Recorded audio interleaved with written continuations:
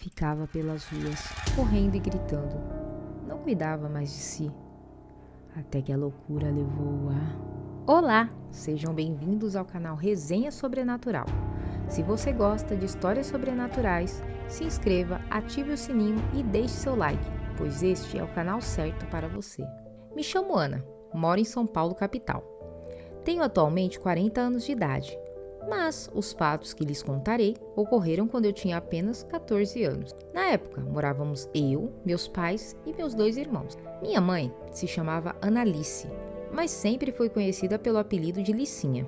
Mamãe era uma pessoa muito amável, muito paciente, principalmente com a gente. Todos sabem como é difícil ter paciência com crianças o tempo todo. Porém, ela conseguia se manter sempre calma. Ela era uma pessoa admirável. Sempre foi de ajudar as pessoas no que fosse possível.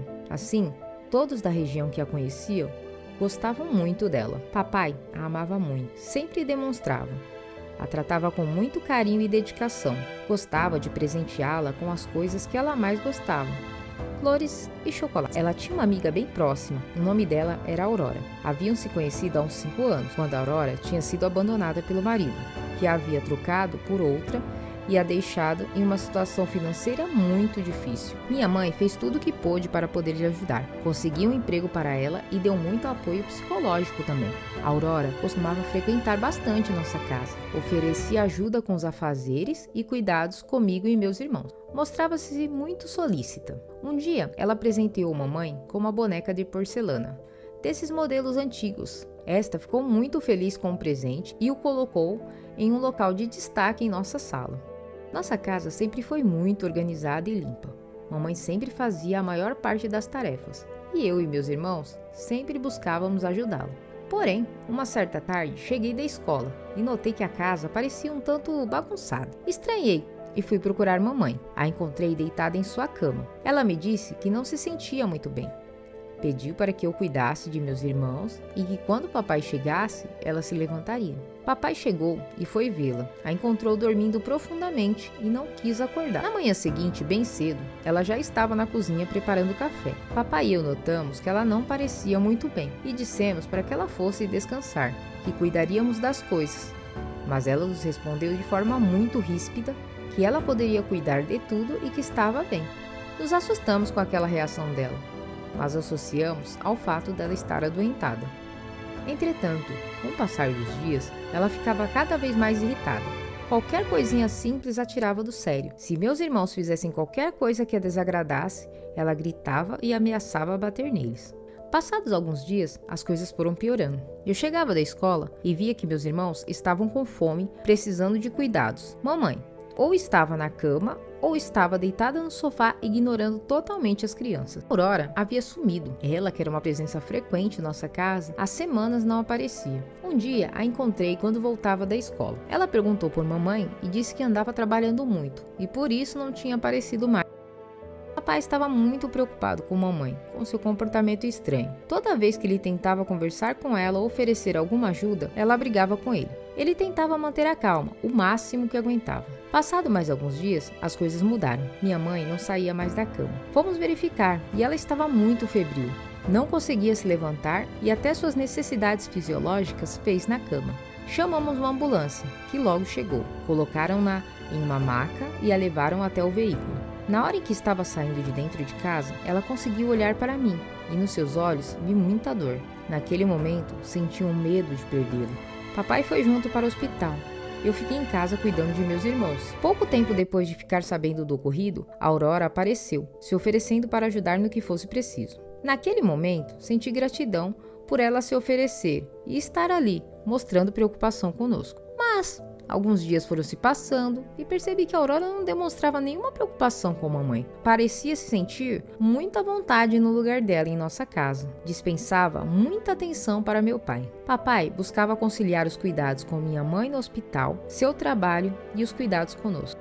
Minha avó, quando foi avisada do estado em que sua filha estava, arrumou suas coisas e veio da Bahia o mais rápido que pôde para poder visitá-la e cuidar da gente. Adoramos o fato de vovó estar conosco. Ela era maravilhosa. Era sempre uma pessoa alegre e otimista, que tinha uma boa intuição sobre as coisas e as pessoas. Quem não gostou da presença de vovó ali foi a Aurora. Ela tentou dissuadi-la de ficar em casa conosco. Disse que ela estava lá para cuidar de tudo.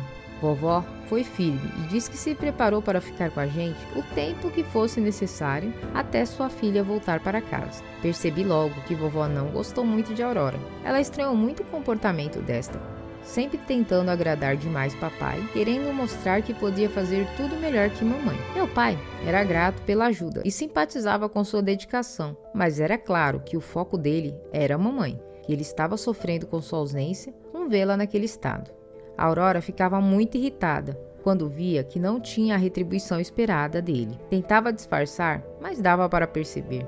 Algo mais que percebi foi que ela tinha um cuidado especial com a boneca, e às vezes parecia até que falava com ela. Comentei isso com vovó, que disse também ter percebido, e que desde que chegou teve vontade de queimar aquela boneca. Vovó tinha uma amiga, Liane, que entendia muito do mundo sobrenatural. Vovó conversou com ela sobre tudo o que estava acontecendo, pois vendo que os médicos não descobriam do que Licinha estava sofrendo, achava que tinha algo de sobrenatural envolvido.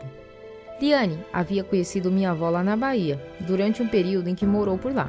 Na época desse ocorrido, ela estava morando em São Paulo, o que facilitou que ela pudesse ir com vovó visitar mamãe. Logo que Liane a viu, percebeu que algo ruim estava presente, tentando tirar a vida dela, mas que esta lutava bravamente para reagir e voltar.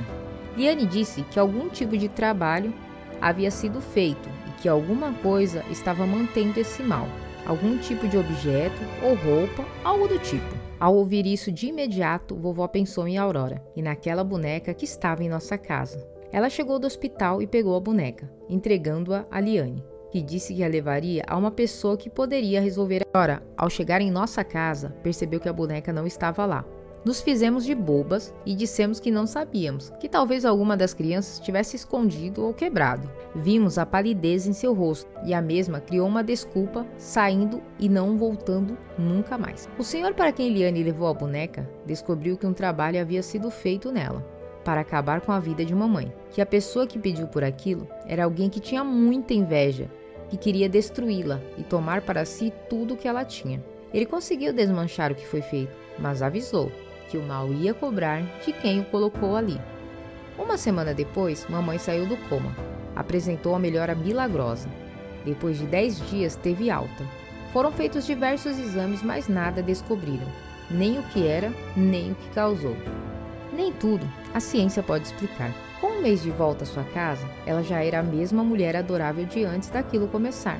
Contou que não se lembrava de muito, só de que sentia que precisava lutar muito para poder voltar para sua família, que tanto amava. Ela nunca mais teve nenhum problema sério de saúde, e até hoje vive feliz com o papai. Ficou sabendo do que a Aurora fez, mas não guardou rancor. Desejou que essa se arrependesse e que pudesse ter uma boa vida bem longe da gente. Mas não foi isso que a Aurora teve. Ela começou a ficar paranoica, dizendo que tinha um ser horrível tentando pegá-la. Ficava pelas ruas correndo e gritando. Não cuidava mais de si mesma, até acabar internada em um hospital psiquiátrico, onde viveu por 2 anos, até que a loucura a levou a se enforcar em seu quarto. Dizem que após isso, durante as noites, naquele quarto, era possível ouvir gritos e gemidos horríveis de dor.